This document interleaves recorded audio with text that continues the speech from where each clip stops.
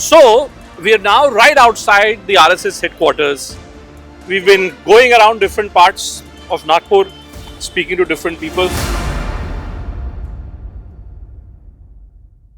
Parag has a special guest now, huh, Parag? नमस्ते। आज हमारे साथ राष्ट्रीय स्वयंसेवक संघ के विचारक है श्री अमोल उसतकर। वो हमारे साथ आज बातें करेंगे। अमोल जी, आपका स्वागत है इस शो में। जी अमोल जी, बहुत बहुत बहुत धन्यवाद। बड़ा सुंदर है आरएसएस हेडक्वार्टर, हम लोग जो भी देख के आए, और आप सभी को देखना चाहिए। काफी इंटरेस्टिंग किताबें हैं, भवन है, बड़ी हिस्ट्री है। और यहीं पे मोहन जी सरसंघचालक जी, जो हर विजयदशमी के दिन जो उनका जो भाषण होता है, जो बड़ी बारीकी से देखा जाता है, क्योंकि वो एकदम राष्ट्र की जो राजनीति होती है उसके ऊपर एकदम वो एकदम सफाई दे देते हैं। तो अब की बार तो भाई कन्हैया जी, पिछले 3 महीनों से मैं देख रहा हूँ सरसंघचालक जी जो बोल रहे हैं उसका बड़ा मायने है उसके ना। बिल्कुल भूपेश, क्या कह रहे हैं, कहने की क्या कोशिश कर रहे हैं बिल्कुल। मुझे अब लोकसभा में जिस तरह के रिजल्ट्स आपने को देखने को मिले और जिस तरह का एनालिसिस हुआ लोगों ने किया, उसमें ये बात कहीं ना कहीं निखर के आई कि संघ की तरफ से थोड़ी उदासीनता थी। ठीक है, ठीक है, पूछ लूं जी। ये जो उदासीनता कि संघ लोकसभा चुनाव में अग्रेसिव नहीं था, पता संघ ने मन से काम नहीं करा था, इसलिए बीजेपी की सीटें जो हैं खासतौर से महाराष्ट्र में भारी डैमेज हो गया। सही आकलन है क्या ये? बहुत बार मीडिया को या बहुत सारे लोग जिनको संघ की कार्य पद्धति पता नहीं है, उनको ऐसा लगता है कि संघ नाराज है या संघ ने इसमें काम किया, संघ में काम नहीं किया। लेकिन मीडिया का हमेशा ध्यान जब चुनाव आते हैं तब संघ की गतिविधियों की ओर जाता है, और फिर भूल जाता है। बाकी 5 साल संघ क्या काम करता है वो लोगों को पता नहीं रहता है। तो इसलिए संघ अपने ध्येय को लेकर काम करता है। हम सामाजिक एकता के लिए काम करते हैं, हम हिंदू संगठन के लिए काम करते हैं। ये तो डायलॉग संघ, मतलब देखिए 1980 में भाजपा बनी, लगातार हर बार संघ यही मतलब कहता है। वो ठीक है कि Sangh is a new political organisation, ये सब बातें अपनी जगह है। लेकिन अगर मैं पूछूं पराग, क्या अमोल भाई की बात अपनी जगह ठीक है, वो भाई वो संघ से जुड़े हुए हैं, वरिष्ठ अधिकारी हैं आप, क्या संघ की महाराष्ट्र की राजनीति में और खासतौर से मैं कहूँ विदर्भ की राजनीति में भूमिका है कि नहीं है, ये बताइए। संघ की बहुत अहम भूमिका है, क्योंकि संघ, और आप पूछिए फिर उसको। हाँ, संघ की भूमिका बहुत ही महत्वपूर्ण रखती है, क्योंकि पिछले 10 सालों में यहाँ पे एक तो हेडक्वार्टर यहाँ पे संघ का है, जहाँ पे हमने पिछली बार भी हमने कहा था, जो जो ग्राउंड वर्क रहता है, चाहे बीजेपी का हो या बीजेपी के जो मित्र पक्ष है उनका हो, संघ उनके लिए बैकएंड में बहुत अच्छा काम करता है, ऐसी लोगों की भावना है। जो बैकएंड में जो हर एक फैमिली तक पहुंचने का एक जो जरिया है, क्या ये सच है? मैंने सुना है कि महाराष्ट्र में संघ 10,000 मीटिंग कर रहा है डेली, जो है 10,000 मीटिंग महाराष्ट्र में हो रही है संघ की। सच है क्या? हाँ, आप देखोगे तो मॉर्निंग में जो लाफ्टर क्लब से लेके सीनियर सिटीजन्स के मीटिंग तक संघ का एक अच्छा पेनिट्रेशन है। संघ विचार धारा एक अलग बात है, उसका पेनिट्रेशन, उसका जाना एक अलग बात है। लेकिन अभी हमें जो करना है वो हमें संघ के बारे में जानना है कि संघ पन्ना पेज तक पहुंचता है, क्योंकि जो इलेक्टोरल वोटिंग सिस्टम है, तो वो जो पन्ना पे हम लोग के पन्ना है, पन्ना तक जो फैमिलीज है, अगर वहां पे 12 फैमिलीज है तो हर एक मेंबर तक, तो लोगों की भावना है, मीडिया की भी भावना है कि ये जो नेटवर्क है लोगों तक पहुंचने का, ये संघ के जरिए बहुत अच्छा होता है। और जो उदासीनता जो कही है, जैसे बीजेपी का प्रभाव बढ़ता गया, बीजेपी लार्जर देन लाइफ बनती गई और संघ को शायद भूली क्या। तो ये हमारा पहला प्रश्न है कि संघ में जो दरार और बीजेपी में जो ऊपर से दिखाई दे रही है, तो इसकी वजह यह है कि बीजेपी बहुत ज्यादा बड़ी हो गई क्या, बड़ी हो गई। और ये तो मेरे नड्डा ख्याल जी से ने नड्डा जी ने कहा था पिछले इलेक्शन में, उसी का मैं जिक्र कर रहा था कि नड्डा जी ने ये कहा कि अब हमको संघ की जरूरत नहीं है। और क्या उसी का जवाब था जो लोकसभा में हुआ? ये अमोल जी इसका क्यों जवाब। अमोल भाई ये बताइए। नड्डा जी ने जो कहा था कि अभी हम बहुत बड़े हो चुके हैं और संघ की हमें जरूरत नहीं है, तो नड्डा जी का जो बयान है उसके भी उपलक्ष्य में, और संघ की जो विचारधारा, संघ क्या सोचता है? संघ तो यही सोचता है कि संघ के विचार से अनुप्राणित जो संगठन है वो अपने आप में बड़े बने, अपने पैरों पर खड़े हो और उनको संघ की जरूरत ना रहे, यही हम चाहते हैं। नहीं, लेकिन ये बताइए, आप तो चाहते हैं कि संघ की जरूरत न पड़े आपके पेरेंट ऑर्गेनाइजेशन को, लेकिन हमने देखा लोकसभा चुनाव और फिर हमने देखा हरियाणा चुनाव। जब संघ, खास तौर से उत्तर प्रदेश में, महाराष्ट्र में, जब संघ थोड़ा सा पीछे हट गया, उसका बीजेपी को खामियाजा भुगतना पड़ा। मैं आपसे ये जानना चाह रहा हूं कि महाराष्ट्र में पिछले 3 महीने में क्या पूर्ण रूप से अब समन्वय बन चुका है क्या? पूर्ण रूप से समन्वय बन चुका है क्या? इसका उत्तर ये है कि महाराष्ट्र की राजनीति में जो भी चल रहा है तो उसका चिंतन जो है वो भारतीय जनता पार्टी के जो शीर्षस्थ नेता है उनको करना है। बहुत बार सवाल पूछा जाता है क्या इनको एंट्री देना सही है या उनको एंट्री देना गलत है। बहुत बार संघ के भी लोगों से ये बात पूछी जाती है। मैं हमेशा इसका उत्तर देता हूँ कि जिनके घर में एंट्री दी गई है उनसे पूछो क्या वो खुश है। अगर वो खुश है तो इट इज गुड, अगर वो नहीं है तो उनको क्या करना है वो उनको देखना पड़ेगा। आप अजीत पवार की बात कर रहे हैं? हाँ, बेसिकली क्या है कि इलेक्शन ये भाजपा को जीतना है या जो भी परिणाम है वो भाजपा को भुगतना है। नहीं, अच्छा, मैं तो वही बात इसलिए बताइए, कन्हैया जी, आप देखिए, आप भी आते रहते हैं यहाँ पे, हम लोग भी, हम सब संघ हमेशा से सार्वजनिक जीवन में, खास तौर से राजनीतिक जीवन में, स्वच्छता की बात करता है, शुचिता की बात करता है।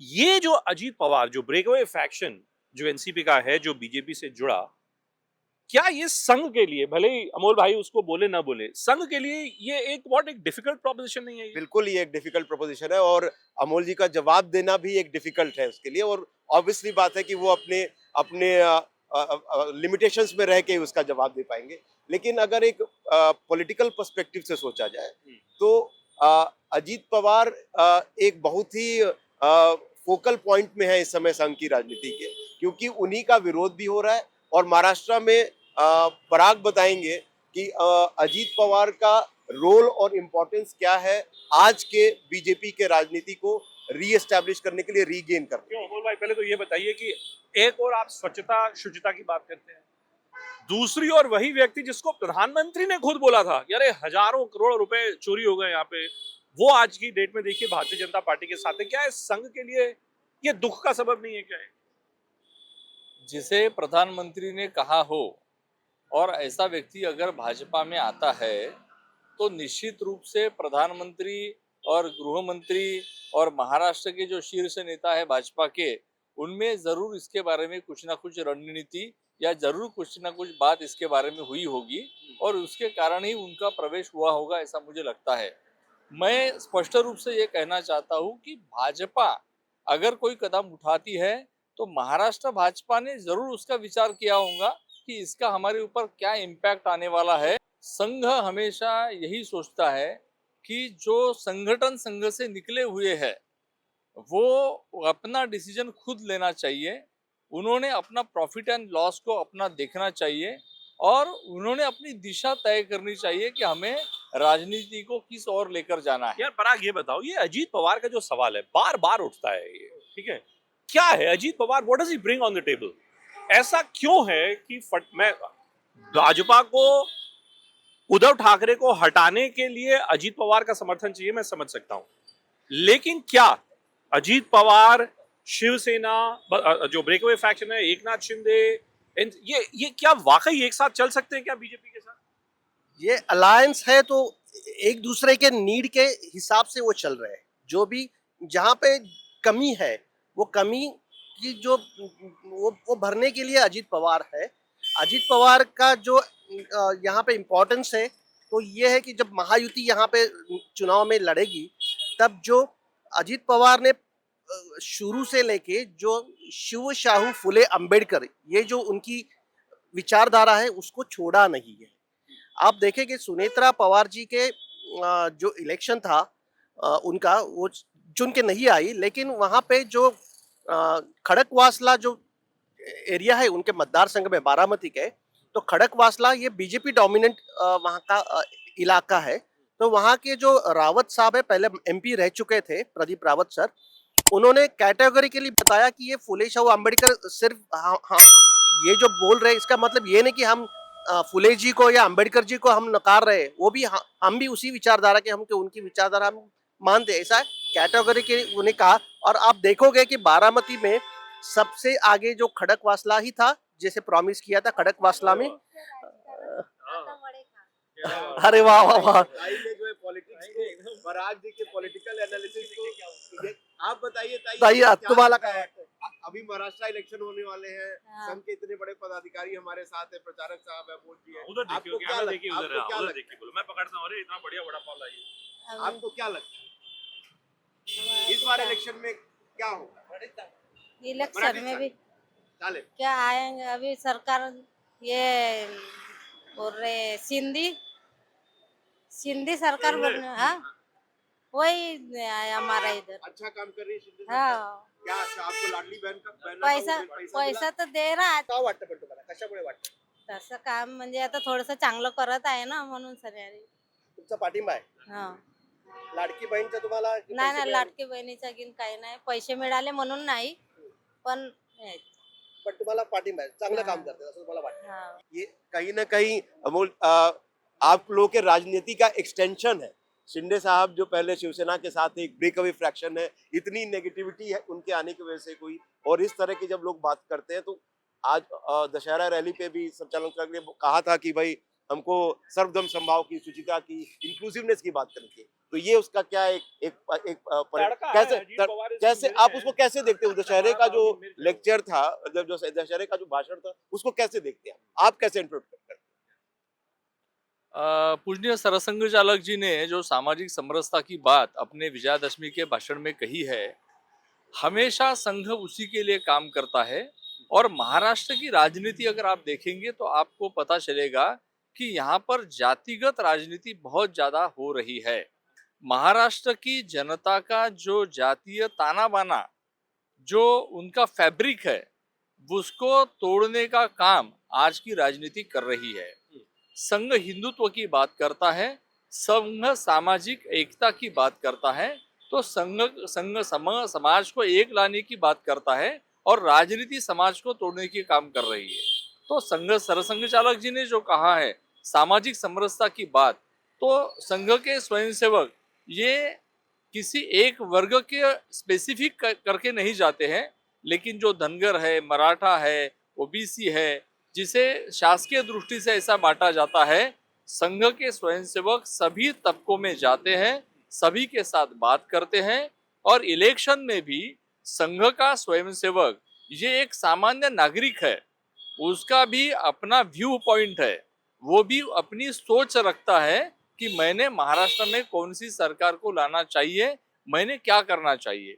लेकिन संघ स्वयंसेवकों को कोई आदेश नहीं देता, संघ में आदेश नाम की कोई चीज नहीं रहती। तो स्वयंसेवक अपनी बुद्धि से और अपनी नीति से चलता है। संघ केवल बोलता है कि आप हर व्यक्ति के पास जाइए और उसको कहिए कि आज भी हम देखते हैं कि चुनाव में 58%, 60%, 65% इतना ही वोटिंग होता है। तो समाज में 35% ऐसे लोग हैं जो आज भी इम्पोर्टेंट है, लेकिन वो वोट नहीं कर रहे हैं। तो संघ का स्वयंसेवक घर घर जाकर लोगों को अपने मताधिकार का प्रयोग करने की बात करता है। अमोल जी एक बात बताइए मुझको, अभी जब अगर मैं लोकसभा चुनाव की तुलना करूं मैं विधानसभा चुनाव से यहाँ पे, तो एक हमने देखा कि विपक्ष ने एक माहौल बनाया कि संविधान खतरे में है, रिजर्वेशंस को लेके एक माहौल बनाया गया, उसका खामियाजा बीजेपी को भुगतना पड़ा।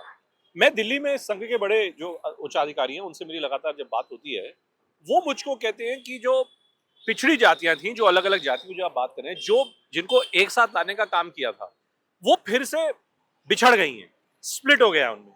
Does it bother you, does it not concern you कि शायद आप लोग जो सकारात्मक कार्य कर रहे थे, वो सकारात्मक कार्य लोकसभा चुनाव के चलते और बीजेपी और आपके बीच जो समन्वय नहीं बन रहा था उसके चलते वो बहुत पीछे चला गया है? क्या डर नहीं, आप लोगों को दुख नहीं होता इस बात का?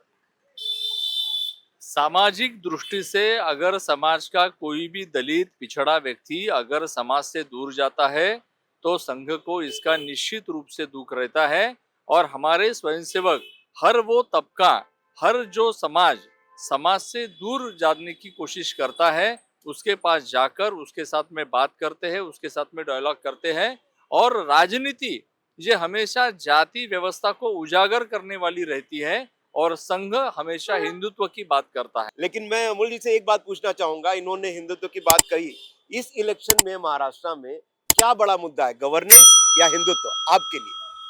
आप लोगों तक क्या पहुंचा है? नहीं, हम तो हमेशा ही हर इलेक्शन में लोगों को हिंदुत्व के आधार पर ही बात करते हैं और हिंदुत्व के आधार पर बात करते समय हम उनके सामने राष्ट्र का मुद्दा रखते हैं कि राष्ट्र के हित में जो है उसके हित में आप मतदान कीजिए।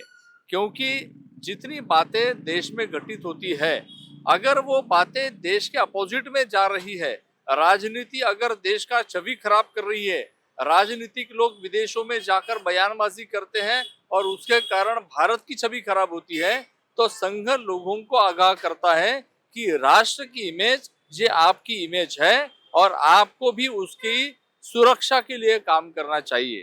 तो हिंदुत्व कोई मुद्दा नहीं है, हिंदुत्व एक स्वभाव है। अगर राजनीतिक पक्ष राजनीतिक सोच को आगे बढ़ाएंगे तो संघ लोगों को एकजुट करने की, हिंदुत्व की सोच को आगे बढ़ाएगा। यही हमारा हर समय काम करने की नीति रहती है। कि इस वक्त की जो महाराष्ट्र की जो खिचड़ी सरकार है, वो खिचड़ी सरकार दरअसल जो मैंडेट था उस मैंडेट के एकदम खिलाफ है और एकनाथ शिंदे को मुख्यमंत्री बना के बहुत गलत काम किया गया है। क्या इसका क्या भाव निकालूं? जब भारतीय जनता पार्टी और शिवसेना युति साथ में लड़े और लोगों ने उनको सरकार बनाने का मैंडेट दिया था, तो वो सरकार बननी चाहिए थी, लेकिन वो सरकार नहीं बनी।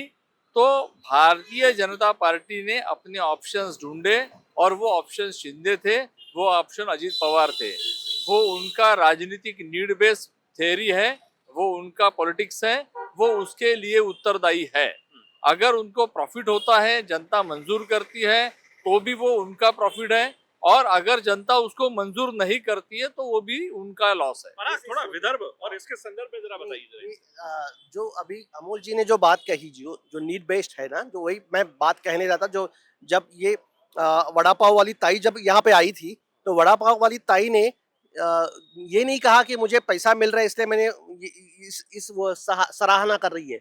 उन्होंने वो गुड गवर्नेंस की इनडायरेक्टली बात की। अच्छा लग रहा है तो एक तरीके के गवर्नेंस से जो ऑर्डिनरी आदमी शायद हैप्पी है, शायद उनको लगता है कि ये अच्छा चल रहा है। तो अजीत पवार का जो हमने बात कि जैसे फुले शाहू अम्बेडकर वाला आइडियोलॉजी है, वो भी वो जो गैप है वो भर रहा है। मुस्लिम जो है वहाँ पे दो आप देखेंगे कि अब्दुल सत्तार जी है और हसन मुशर्रफ की दो मुस्लिम मंत्री है इस गवर्नमेंट में। और हसन मुशर्रफ जी को आप देखोगे तो वो उन्होंने खुद मंदिर भी बनाया है, खुद आरती करते हैं, सब उत्सव हिंदू वाले उत्सव सब करते हैं।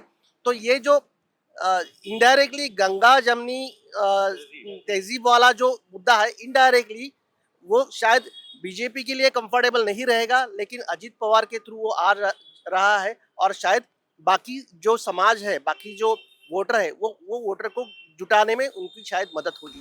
चलिए अमोल भाई, बहुत बहुत धन्यवाद आपका, आप आए and you thrown light on all these subjects. हम महाराष्ट्र के बाकी जिलों में भी जाएंगे कि नहीं? हाँ, अब अगली डेस्टिनेशन क्या होगी भाई? अब यहाँ से हम लोग वर्धा जाएंगे, वहाँ से गोंदिया जाएंगे और वहाँ से भंडारा होते हुए फिर वेस्टर्न महाराष्ट्र करेंगे। चलिए, तो पूरा का पूरा महाराष्ट्र अपने अलग अलग रीजन्स की राजनीति के कारण जो बदलाव है, वो बदलाव आप श्रेष्ठ महाराष्ट्र पर देख पाएंगे।